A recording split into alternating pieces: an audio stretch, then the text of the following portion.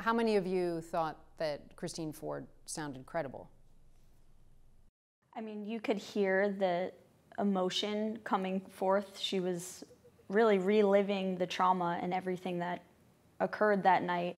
As an independent who leans Republican right now, what did you think of Christine Ford's opening statement? I thought the whole situation was a little theatrical. I would think that a person of her caliber would be able to keep it together, if it was natural, to keep it together a little bit better. And Judge Brett Kavanaugh's opening statement?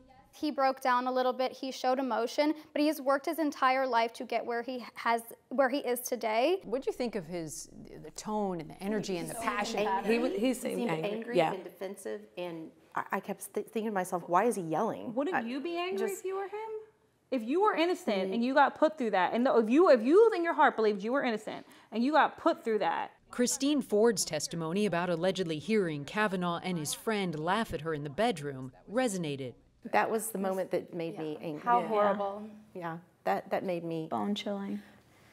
Have more compassion for her. And she described being on the bed. She described where the bed was in the room. She talked about where the bathroom was in the room. There were 2 beds in the room. I think that speaks to her that those memories are coming back, and she was able to be in touch with those. So the fact that she knew that information, that adds to her credibility. I thought so. There's not a lot of corroboration, so that's why I'm left wondering who's telling the truth, or maybe they're both partial truths. How many of you think that Mark Judge should come and testify before this committee now? But when someone in the group suggested delaying the vote to confirm Kavanaugh, as is now the case, Who cares about a delay? Their whole entire life to now maybe lose their opportunity due to the delay. He could lose the opportunity to be on the Supreme Court completely due to the delay. It doesn't come back and make it say that doesn't matter. Wait a minute. It has nothing to do with being fair. What if it turns out there's nothing that happened to her and he was delayed and missed his opportunity? Then we as American people deserve the process to know who's lying. Especially when it comes to the Supreme Court. Judge Kavanaugh had a lot of opportunities to call for FBI investigation. If he is innocent, and it just seems like the unwillingness is very questionable.